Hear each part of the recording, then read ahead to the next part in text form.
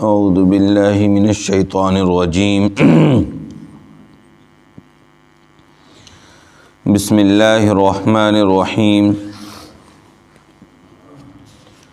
وَلِلَّهِ مَا فِي السَّمَاوَاتِ وَمَا فِي الْأَرْضِ وَلَقَدْ وَصَّيْنَا الَّذِينَ أُوتُوا الْكِتَابَ مِنْ قَبْلِكُمْ وَإِيَّاكُمْ أَنِ اتَّقُوا اللَّهَ وَإِنْ تَكْفُرُوا فَإِنَّ لِلَّهِ مَا فِي السَّمَاوَاتِ وَمَا فِي الْأَرْضِ وَكَانَ اللَّهُ غَنِيًّا حَمِيدًا وَلِلَّهِ مَا فِي السَّمَاوَاتِ وَمَا فِي الْأَرْضِ وَكَفَى بِاللَّهِ وَكِيلًا إِنْ يَشَأْ يُذْهِبْكُمْ أَيُّهَا النَّاسُ وَيَأْتِ بِآخَرِينَ وَكَانَ اللَّهُ عَلَى ذَلِكَ قَدِيرًا مَنْ كَانَ يُرِيدُ ثَوَابَ الدُّنْيَا فَعِندَ اللَّهِ ثَوَابُ الدُّنْيَا وَالْآخِرَةِ وَكَانَ اللَّهُ سَمِيعًا بَصِيرًا۔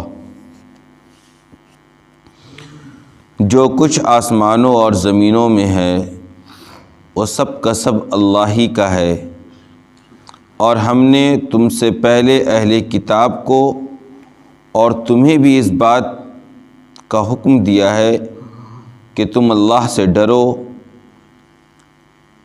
اور اگر تم کفر کرو گے تو جان لو کہ جو کچھ آسمانوں اور زمینوں میں ہے وہ اللہ ہی کا ہے، اور اللہ ہر ایک سے بے نیاز ہے، وہ بذات خود تعریف کے لائق ہے۔ اور جو کچھ بھی آسمانوں اور زمینوں میں ہے اس کا مالک اللہ ہے، اور اللہ کارساز ہونے کے اعتبار سے کافی ہے۔ اگر وہ چاہے تو اے لوگو تمہیں لے جائے اور دوسرے لوگوں کو لے آئے، اور اللہ اس پر قادر ہے۔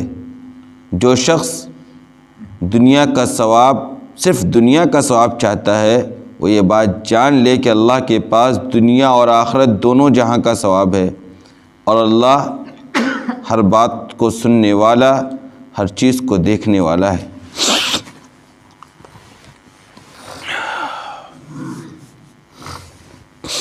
اوپر جو مسئلہ آیا تھا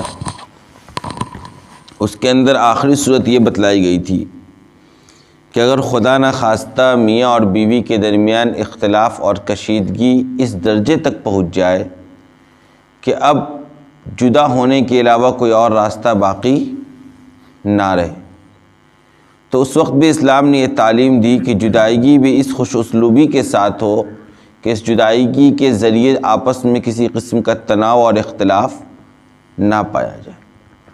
اور چونکہ جدائیگی سے پہلے دو لوگوں کی زندگی اس طور پر گزر رہی تھی کہ ہر ایک دوسرے کی ضرورت کو پوری کر رہا تھا، لہذا جدائی کے وقت سب سے زیادہ صدمہ یا سب سے زیادہ خوف اور اندیشہ جس بات کا ہوتا ہے وہ یہی ہوتا ہے کہ آگے اب چل کر زندگی کیسے گزرے گی۔ تو اس سلسلے میں سب سے پہلے جو تسلی دی گئی وہ اس طور پر دی گئی کہ دیکھو کہ بہت ممکن ہے کہ اللہ تبارک و تعالیٰ اپنی رحمت سے، اپنی قدرت کی وسعت سے ان دونوں میں سے ہر ایک کو کیا کر دے گا، دوسرے سے بے نیاز کر دے گا، اور ان دونوں کی ضرورتوں کو ان دونوں کے بغیر بھی کیا کر دے گا، پوری کر دے گا۔ آگے چل کر اللہ تبارک و تعالیٰ ایسے حالات پیدا کر سکتا ہے کہ اس خاتون کو ایک بہترین نیک شوہر مل جائے، اور اس شوہر کو ایک بہترین سکون دینے والی خاتون حاصل ہو جائے۔ یعنی ذہن یہ بنانا چاہتا ہے اللہ تبارک و تعالیٰ کہ دیکھو تمہارا کبھی بھی توکل اور بھروسہ میرے علاوہ کسی اور ذات پر نہیں ہونا چاہیے، خواہ وہ تمہارے والدین ہی کیوں نہ ہو، خواہ وہ تمہارے شوہر ہی کیوں نہ ہو، خواہ وہ تمہاری بیوی ہی کیوں نہ ہو، خواہ وہ تمہارا ظاہری وسائل ذریعہ معاش ہی کیوں نہ ہو۔ اللہ تبارک و تعالیٰ ان دنوں میں بھی تمہیں کھلاتا تھا جن دنوں میں تم کماتے نہیں تھے۔ اللہ تبارک و تعالیٰ نے تمہاری حفاظت اور نگہبانی ان دنوں میں بھی کی جب تم چلنے کی بھی طاقت اور استطاعت نہیں رکھتے تھے۔ یعنی اللہ تبارک و تعالیٰ ہر حال میں کفالت کرنے کے لیے کافی ہے۔ اللہ تبارک و تعالیٰ ہر حالت میں کفالت کرنے کے لیے کافی ہے۔ یہ سب ظاہری اسباب ہیں، چونکہ دنیا دارالاسباب ہے اس لیے اسباب کے ذریعے ان چیزوں کو متعلق کر دیا گیا ہے۔ ورنہ اصل کارساز، اصل پالنہار، اصل تمام کاموں کو بنانے والی ذات کس کی ہے؟ اللہ تبارک و تعالیٰ کی ہے، اور وہ ہمیشہ سے ہے، ہمیشہ باقی رہے گی۔ اس کی قدرت جس طریقے سے شروع میں تمام چیزوں پر مکمل طریقے سے تھی، اسی طریقے سے اس کی قدرت ہمیشہ تمام چیزوں پر ہے۔ تمام خزانوں کا مالک وہ ہے، لہذا تمہیں گھبرانے کی ضرورت نہیں ہے۔ لہذا آج اس کے بعد جو آیات آئی اس کے اندر پے در پے 3 جگہ ایک جملے کو دہرایا گیا، کہا گیا وَلِلَّهِ مَا فِي السَّمَاوَاتِ وَمَا فِي الْأَرْضِ، کہ ایک بات اپنے ذہن و دماغ میں اچھی طرح بیٹھا لو کہ آسمانوں اور زمینوں میں جو کچھ بھی ہے وہ اللہ کا ہے۔ آسمانوں اور زمینوں میں جو کچھ بھی ہے اس کا مالک کون ہے؟ اللہ تبارک و تعالیٰ ہے۔ ساری کی ساری چیزیں کس کے اختیارات میں ہیں؟ اللہ تبارک و تعالیٰ کی ذات کے اختیار میں۔ یہ وہی ذہن بنانے کے لیے کہ تم ظاہری اسباب پر اتنا بھروسہ کر کے نہ بیٹھ جاؤ کہ کل اگر یہ ظاہری اسباب تم سے چھوٹ جائے یا تم سے ختم ہو جائے تو تم بہت زیادہ پریشان ہو جاؤ۔ آ رہی بات سمجھ میں؟ یہی مسئلہ ہوتا ہے عام طور پر لوگوں کا کہ اگر کسی کے والدین گزرتے ہیں تو لوگ بہت زیادہ پریشان ہو جاتے ہیں، یا گھر کے ایسے فرد کا انتقال ہوتا ہے جو گھر کی تمام معاشی ضروریات کو پوری کر رہا تھا، تو لوگ پریشان بہت زیادہ ہوتے ہیں۔ اس کی بنیادی وجہ یہ ہوتی ہے کہ لوگوں نے بھروسہ اس پر کر رکھا تھا، لوگوں کا توکل جس درجے کا اللہ تبارک و تعالیٰ کی ذات پر ہونا چاہیے تھا اس درجے کا نہیں تھا۔ یہی وجہ ہے کہ جب آپ صلی اللہ علیہ وسلم کا انتقال ہوتا ہے تو بہت سے صحابہ کرام بہت زیادہ گھبرا جاتے ہیں اور پریشان حال ہو جاتے ہیں، بلکہ ارتداد بھی پھیلتا ہے شروع میں۔ بہت سے لوگ جو بہت نئے مسلمان ہوئے تو ان کو لگا کہ جب اب آپ صلی اللہ علیہ وسلم ہی نہیں رہے تو ہم اس دین کو قبول کر کے کیا کریں گے۔ اس طرح کے حالات پیدا ہو گئے تھے کہ حضرت عمر رضی اللہ تعالیٰ عنہ جیسا صحابی بھی انتہائی مدہوشی کے عالم میں چلا گیا تھا، لیکن اس وقت حضرت ابوبکر صدیق رضی اللہ تعالیٰ عنہ کو اللہ تبارک و تعالیٰ نے مضبوط بنایا پہاڑ کی طرح، اور انہوں نے ایک جملہ ارشاد فرمایا تھا جو انتہائی مضبوط جملہ تھا، اور تاریخ نے جس کو نوٹ کیا ہے وہ جملہ یہ تھا کہ جو لوگ محمد کی عبادت کرتے تھے وہ یہ بات جان لے کہ محمد کا انتقال ہو چکا ہے، اور جو لوگ اللہ کی عبادت کیا کرتے تھے وہ یہ بات جان لے کہ اللہ کل بھی زندہ تھا اور آج بھی زندہ ہے۔ لہذا اللہ کی عبادت کے لیے تم اسلام کے دین میں آئے تھے یا محمد کی عبادت کرنے کے لیے آئے تھے؟ تم اپنے ذہن میں یہ بات غور کرو اور سوچو کہ تم نے کس کے اسلام کو قبول کیا ہے؟ اللہ کے اسلام کو قبول کیا ہے جو ہمیشہ سے ہے اور ہمیشہ باقی رہے گا، جس کے اوپر کبھی موت نہیں آئے گی، یا تم اس کی عبادت کرتے تھے جس پر موت آ چکی؟ تو اس جملے نے صحابہ کرام کو بہت زیادہ تسلی بھی دیا اور ان کو ایمان پر مضبوطی کے ساتھ قائم رہنے میں معاون بھی یہ جملہ بہت زیادہ ہوا کہ حقیقت یہ ہے کہ ہمارا اور آپ کا مکمل بھروسہ اللہ تبارک و تعالیٰ کی ذات پر ہونا چاہیے۔ حالات جیسے بھی آ جائیں، کوئی بھی چھوٹ کر چلا جائے، اس سے ہمیں اور آپ کو گھبرانا، جو ہماری تمام ضروریات کو پوری کرنے والی ذات اللہ تبارک و تعالیٰ کی ہے، تو اس کے رہتے ہوئے ہمیں اور آپ کو کسی اور پر توکل نہیں کرنا چاہیے۔ ظاہری اسباب ہے، اس کا توکل کا مفہوم ظاہری اسباب کا اختیار کرنے کی نفی نہیں ہے۔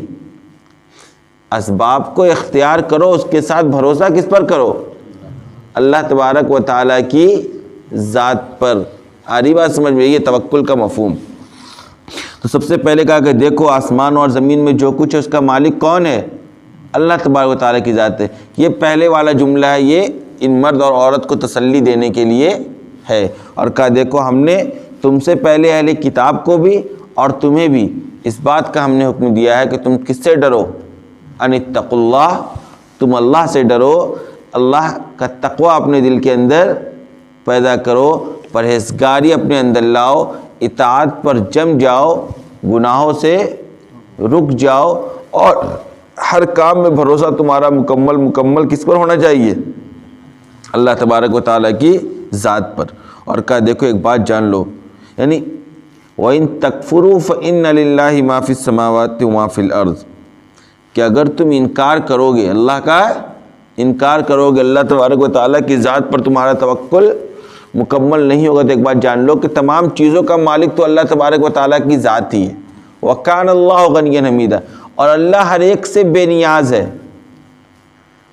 اللہ کو کسی کی ضرورت نہیں ہے، اللہ کسی کا محتاج نہیں ہے، اللہ اپنے کسی بھی کام کے کرنے میں کسی کی وجود کا محتاج نہیں ہے۔ اللہ جو چاہتا ہے کرتا ہے، اللہ کو کسی سے کوئی ضرورت بھی وابستہ نہیں ہے۔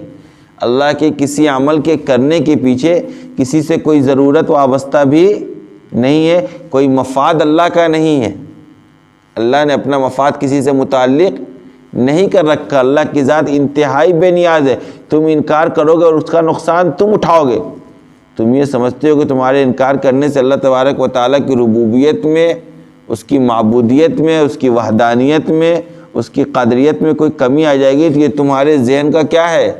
فطور ہے۔ ایسا ہونے والا نہیں۔ اللہ تو کیا ہے؟ بے نیاز ہے۔ تم تقوی اختیار کرو گے تو اس کا فائدہ تمہیں حاصل ہوگا، اور تمہارے انکار کرنے سے اللہ تبارک و تعالیٰ کا کچھ بگڑنے والا نہیں ہے۔ وَكَانَ اللَّهُ غَنِيًّا حَمِيدًا، اللہ کی ذات بذات خود تعریف کے لائق ہے۔ یعنی ایسا نہیں کہ تمہارے تعریف کرنے سے اللہ تبارک و تعالیٰ کی صفت حمد میں کوئی بڑھوتری ہو جائے، یا تمہارے تعریف کرنے کی وجہ سے اللہ تبارک و تعالیٰ کو کوئی فائدہ حاصل ہو جائے۔ اس کی ذات بذات خود تعریف کے لائق ہے۔ وہ خود کیا ہے؟ حمید ہے۔ جب اس نے اتنا بڑا سنسار بنایا، آسمانوں اور زمینوں کو پیدا کیا، تمام مخلوقوں کو وہ اثر نو پیدا کیا، تو پیدا کرنے سے پہلے بھی وہ اللہ تھا۔ تمام چیزوں کو رونما کرنے سے پہلے بھی وہ کیا تھا؟ اللہ تھا۔ اس وقت بھی وہ کیا تھا؟ رب العالمین تھا۔ اس وقت بھی ساری تعریفیں کس کے لیے تھی؟ اسی اللہ کے لیے تھی۔ یعنی کل بھی اس کی اسی طرح تعریف تھی، آج تم سب کو پیدا کیا تب بھی اس کی تعریف اسی درجے کی ہے، کل پوری دنیا کو وہ ختم کر دے گا، اس کے سامنے اس دنیا کوئی حیثیت نہیں ہے۔ وہ اس کو ذرہ برابر بھی بھاؤ نہیں دیتا ہے۔ وہ اس کے نظر میں تو اس کی اہمیت مکھی کے پر کے برابر بھی نہیں ہے۔ اگر اہمیت ہوتی تو پھر قیامت کو برپا ہی نہیں کرتا۔ اہمیت ہوتی تو اتنی بڑی آباد دنیا کو وہ برباد ہی نہیں کرتا۔ حالانکہ وہ اس سے پہلے ایک بڑے سے بڑے علاقے کو لمحے بھر کے اندر کیا کر رکھا ہے؟ برباد کر رکھا ہے۔ وہ کل یہ دنیا نہیں بھی رہے گی تب بھی وہ قابل تعریف ذات رہے گی۔ وہ ہمیشہ قابل تعریف اور ہمیشہ قابل تعریف رہے گی۔ تم جو بھی نیک عمل کرو گے، جو بھی تقوی اختیار کرو، اس کا فائدہ صرف کس کو ہوگا؟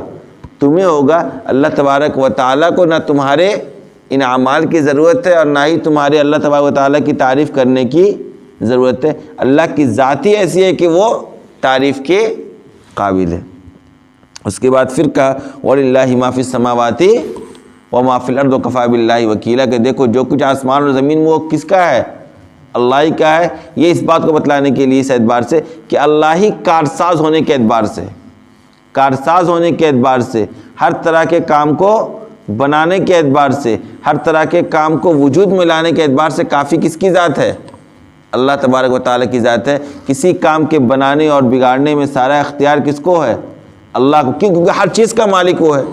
جب ہر چیز کا مالک وہ ہے تو کسی بھی چیز کو وہ چاہے تو بنا دے اور کسی بھی چیز کو چاہے تو وہ بگاڑ دے۔ ہر کام کے بنانے میں صرف اور صرف اختیار کس کو ہے؟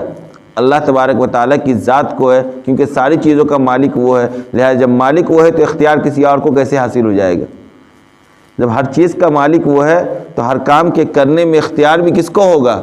اسی کو ہوگا۔ دنیا کی کسی اور طاقت کو ایسا اختیار حاصل نہیں ہو سکتا ہے۔ یعنی یہ وہ آیتیں ہیں جو وحدانیت کے عقیدے کو مکمل طریقے سے ثابت کرتا ہے کہ تمہارے ذہن و دماغ میں اگر یہ بات ہے کہ تمہارا کام کوئی اور بنا سکتا ہے، تمہیں اولاد کوئی اور دے سکتا ہے، تمہاری بیماری کوئی اور دور کر سکتا ہے، تمہاری پریشانیوں کا حل کسی اور کے پاس ہے، تو تم دھوکے میں پڑے ہوئے ہو۔ تم کس میں پڑے ہوئے ہو؟ دھوکے میں پڑے ہوئے ہو۔ کسی مزار سے تمہیں اولاد حاصل نہیں ہو سکتی، کسی مزار سے تمہاری منتیں پوری نہیں ہو سکتی۔ وقت کا بڑا سا بڑا ولی ہو، تمہیں ذرہ برابر بھی فائدہ پہنچانے پر وہ قادر نہیں ہے۔ وہ خود محتاج ہے۔ اس کا ہے کیا؟ اس کا اپنا ہے کیا؟ اس کی جو جان کو لے کر پھر رہا ہے، اس جان کا مالک بھی کون ہے؟ اللہ تبارک و تعالیٰ کی ذات ہے۔ جب اس کا کچھ خود کا نہیں ہے تو دوسرے کو کیا دے گا؟ یا دوسرے کو کیا معاملہ بنائے گا؟ یا دوسرے کو کیا نقصان پہنچا دے گا؟ ہمارے اور آپ کے دلوں میں بات آتی ہے نا، ارے فلاں آدمی جان جائے گا تو مجھے نقصان پہنچا دے گا۔ فلاں آدمی سے ڈر کے رہو، فلاں آدمی سے بچ کر رہو۔ کیوں بھائی؟ فلاں آدمی کے اندر کیا حیثیت کیا ہے؟ ہر طرح کے نفع اور نقصان کا مالک صرف اور صرف کون ہے؟ اللہ تبارک و تعالیٰ کی ذات ہے۔ اس عقیدے پر مسلمانوں کو مضبوطی سے قائم رہنا چاہیے اور بار بار اس عقیدے کو رینیول کرتے رہنا چاہیے، بار بار اس عقیدے کو اپنے ذہن و دماغ کے اندر لاتے رہنا چاہیے، خاص طور پر جب بھی کسی حالات میں آپ کیا ہوں، مبتلا ہوں، تو یہ عقیدہ آپ کا اور مضبوط ہونا چاہیے کہ ان حالات کی کوئی حیثیت نہیں ہے۔ اللہ چاہے تو پل بھر میں خوشی کو غم میں اور غم کو خوشی میں بدل سکتا ہے، اللہ چاہے تو پل بھر میں دھوپ کو چھاؤں میں اور چھاؤں کو دھوپ میں بدل سکتا ہے، سوکھی ہوئی زمین پر جب چاہے بارش برسا کر اس کو زندہ کر سکتا ہے، جس کو چاہے اللہ تبارک و تعالیٰ آباد کر سکتا ہے، جس کو چاہے برباد کر سکتا ہے۔ یہ ساری چیزیں اللہ تبارک و تعالیٰ کے لیے کوئی مشکل نہیں ہے۔ کہا ان یشاء یذھبکم، اور زیادہ کہا دیکھو ان یشاء یذھبکم ایھا الناس ویأتی بآخرین، اللہ اتنا بے نیاز ذات ہے کہ اسے تمہاری کوئی ضرورت نہیں ہے، اگر وہ چاہے تو یہ جو موجودہ لوگ دنیا میں موجود ہیں ان سب کو آج ہلاک کر دے، سب کو کیا کر دے، موت کی نیند سلا دے، اور ان کے بالمقابل دوسرے لوگوں کو لا کر آباد کر دے۔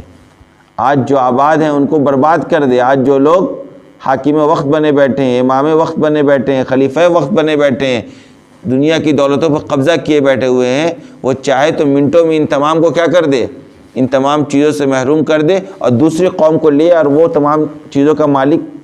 ایسا ہوتا ہی ہے دنیا کے اندر، دیکھیے کل کوئی سپر پاور تھا، آج کوئی سپر پاور ہے، کل کسی انڈسٹری کا ڈنکا بجتا تھا، آج کسی انڈسٹری کا ڈنکا بج رہا ہے۔ منٹوں میں ایک کمپنی اوپر جاتی ہے، منٹوں میں ایک زمین والی کمپنی اوپر چلی جاتی ہے، آسمان والی کمپنی زمین میں آ کر گر پڑتی ہے۔ ان تمام چیزوں کا مالک کون ہے؟ اللہ تبارک و تعالیٰ کی ذات ہے، جسے دیکھیے ایک وقت تھا اس ملک کے اندر بالی ووڈ کا ڈنکا بجتا تھا کہ نہیں بجتا تھا؟ ابھی چند دن پہلے ایک انٹرویو چلا، کہیں یہ یو پی کا سی ایم گیا ہوا تھا مہاراشٹر میں، تو وہاں بالی ووڈ کے لوگ اس سے منتیں مانگ رہے کہ بھائی ہماری بالی ووڈ کو بچا لو۔ یعنی جس کا اس ملک کے اندر ڈنکا بجتا تھا، جس انڈسٹری کا سب سے زیادہ، جس انڈسٹری میں سب سے زیادہ پیسہ تھا، وہ آج رو رہی ہے اپنی انڈسٹری کو بچانے کے لیے، اس کا وجود خطرہ میں۔ اللہ جس کو چاہے جب اٹھا دے، جس کو چاہے جب ڈبا دے۔ یہ سارے اختیارات کس کو ہے؟ اللہ تبارک و تعالیٰ ذات کو ہے۔ بلکہ یہاں تو اتنی ہی بات کہا کہ اگر وہ چاہے اے لوگوں تو تم سب کو کیا کر دے، یہاں سے لے جائے، سب کو ختم کر دے اور دوسرے لوگوں کو لا کر یہاں پر کیا کر دے، آباد کر دے۔ بلکہ دوسری جگہ پر قرآن میں ہے، وہ آیت مجھے یاد نہیں آ رہی ہے، وہاں پر تو یہ ہے کہ اگر تم اللہ کی عبادت نہیں کرو گے تو اللہ دوسرے لوگوں کو لے آئے گا، تمہیں ختم کرے گا، وہ اللہ کی عبادت کریں گے۔ یعنی تم اگر یہ سمجھ رہے ہو کہ تم نافرمانیاں کرنے کے باوجود دنیا کی نعمتوں سے فائدہ اٹھاؤ گے، مال و دولت کے مالک بنے رہو گے، ہر طرح کے آرائش اور آشائش سے لطف اندوز ہوتے رہو گے، یہ تمہارے ذہن و دماغ میں تم دھوکے میں پڑے ہوئے ہو۔ اللہ جب چاہے گا تم نافرمانوں کو ہٹا کر فرمانبردار بندوں کو دنیا کے اوپر مسلط کر سکتا ہے اور پوری دنیا پر اس کو حکومت اور سلطنت دے سکتا ہے، اور وہ انصاف بھی کریں گے اور انصاف کو دنیا میں قائم بھی کریں گے۔ لہذا نافرمانوں کو اور اللہ تبارک و تعالیٰ کے باغیوں کو اس غرور میں نہیں رہنا چاہیے کہ آج اگر ہمارے پاس طاقت ہے تو کل بھی طاقت ہمارے پاس ہی رہے گی۔ اللہ جب چاہے جس کو چاہے طاقت عطا کر سکتا ہے، جب چاہے جس کو چاہے مال و دولت عطا کر سکتا ہے، جب چاہے جس سے چاہے مال و دولت کو چھین سکتا ہے، جب چاہے جس سے چاہے اقتدار کو چھین سکتا ہے۔ یہ سارے اختیارات کس کو ہیں؟ اللہ تبارک و تعالیٰ کو ہے۔ کیوں؟ کیونکہ ہر چیز کا مالک کون ہے؟ اللہ تبارک و تعالیٰ کی ذات کا۔ وَكَانَ اللَّهُ عَلَىٰ ذَلِكَ قَدِيرًا، اور یہ ساری چیزوں پر اللہ مکمل طریقے سے قادر ہے۔ یعنی یہ مت سمجھنا کہ سارا کام کرنا کیا ہے اللہ کے لیے کوئی مشکل ہے، ایسا کچھ بھی نہیں ہے۔ ہر چیز پر اللہ کیا ہے؟ قادر ہے۔ اس کو وہ تو بس کن فیکون والا معاملہ ہے، اس کے یہاں وہ حکم کرتا اور معاملہ ہو جاتا ہے۔ اس کی طرف سے صرف اشارہ کافی ہے، اس کے طرف سے صرف اشارہ کافی ہے، اس کو کسی طرح کی ٹیم کی ضرورت نہیں ہے کسی معاملے کو وقوع پذیر کرنے کے لیے۔ کا من کان یرید ثواب الدنیا فعند اللہ ثواب الدنیا والآخرہ وکان اللہ سمیعا بصیرا۔ کہا دیکھو اے لوگوں جو صرف دنیاوی فائدہ حاصل کرنا چاہتے ہیں، جو صرف کیا چاہتے ہیں؟ دنیاوی فائدہ حاصل کرنا چاہتے ہیں، اپنے ہر نیک عمل میں دنیا کے اندر ہی بدلہ حاصل کرنا چاہتے ہیں، انہیں نصیحت کی کہ دیکھو اللہ ایسی ذات ہے جس کے پاس دنیا کا بھی فائدہ ہے، دنیا کا بھی ثواب ہے اور آخرت کا بھی ثواب ہے۔ لہذا تم اپنے عمل کے اندر صرف دنیا نہ کرو، بلکہ تمہارے پیش نظر کیا ہونی چاہیے؟ آخرت کا فائدہ بھی ہونا چاہیے۔ دنیاوی فائدے کے ساتھ ساتھ تم اپنی زندگی کے ہر عمل کے اندر کس فائدے کے متلاشی رہو؟ آخرت کے فائدے کے متلاشی رہو۔ تمہارا مقصد صرف دنیا نہیں ہونا چاہیے، ہر کام دنیاوی فائدے کے لیے انسان کو نہیں کرنا چاہیے۔ بہت سے لوگ آپ کہتے سنیں گے نا کہ ہمارا اس میں فائدہ کیا ہے، یعنی 1 روپے بھی خرچ کرنے کی اگر ان کو بات کہیں گے آپ تو اس میں بھی اپنا وہ فائدہ کھوجتے ہیں دنیا کا۔ ارے بھائی دنیا کی حیثیت کیا ہے؟ تمہیں اس دنیا کے اندر اگر فائدہ نہیں بھی حاصل ہوگا تو کیا بگڑ جائے گا؟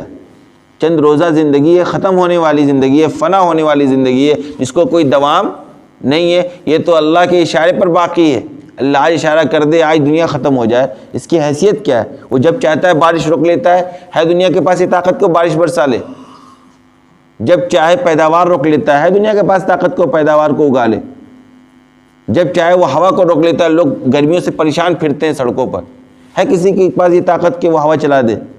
جب چاہے وہ چھاؤں کو ختم کر دیتا ہے، جب چاہے وہ دھوپ کو چھین لیتا ہے۔ لوگ پریشان ہیں ٹھنڈوں میں کہ دھوپ ہی نہیں ہے، کوہرا ہی کوہرا۔ آپ چلے جائیں ادھر یو پی کے سائیڈ اور کشمیر کے سائیڈ اور پنجاب ہریانہ کے سائیڈ، لوگوں کے پاس دھوپ ہے صلاحیت کسی کے پاس؟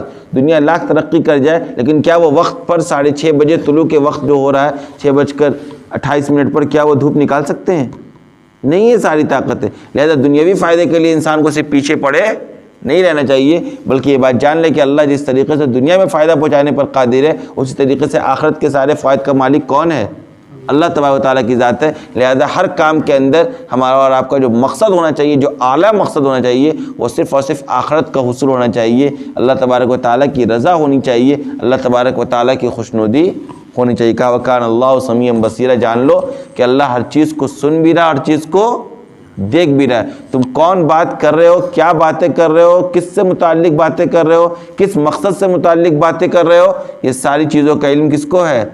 اللہ تبارک و تعالیٰ کی ذات کو ہے۔ اور تم کون کام کر رہے ہو، کہاں کر رہے ہو، چھپ کر رہے ہو، لوگوں کی بھیڑ میں کر رہے ہو، دکھلانے کے لیے کر رہے ہو، اللہ کی خوشنودی کے لیے کر رہے ہو، یہ ساری چیزیں اللہ تبارک و تعالیٰ کی نگاہ میں ہے۔ کوئی چیز اللہ تبارک و تعالیٰ سے چھپی ہوئی نہیں ہے۔ لہذا سب چیز کو اللہ جانتا ہے، ہر چیز کو اللہ دیکھ رہا ہے، ہر چیز کا علم ہے اس کو، تو پھر ہم کیوں نہ اپنے عمل کو صرف اور صرف کس کے لیے کریں؟ اللہ تبارک و تعالیٰ کی ذات کے لیے کریں۔ ہمارے پیش نظر کس کی رضا ہو؟ اللہ تبارک و تعالیٰ کی رضا ہو۔ ہماری پیش نظر آخرت کا ثواب مقدم ہو، دنیاوی ثواب تو جھک مار کر آئے گا۔ جب اللہ چاہ لے گا تو دنیا بھی خالی نہیں رہے گا، اور کوئی دنیا سے خالی نہیں جاتا ہے، پیدا ہوتا ہے خالیات لیکن مرتا ہے تو میراث چھوڑ کر ہی مرتا ہے۔ لہذا بندوں کا ذہن یہ ہونا چاہیے کہ اس کی زندگی کا ہر قدم کس کے لیے اٹھے؟ اللہ تبارک و تعالیٰ کی ذات کے لیے اٹھے۔ ہر قدم اللہ تبارک و تعالیٰ کی ذات پر بھروسہ کرتے ہوئے اٹھے، اور اٹھے بھی کس کے لیے؟ اللہ تبارک و تعالیٰ کے لیے۔ مومن کا مقصد اللہ کے علاوہ کسی اور کی ذات نہیں ہونی چاہیے۔ اللہ تبارک و تعالیٰ ہم سب کو ان سب باتوں پر عمل کرنے کی توفیق عطا فرمائے۔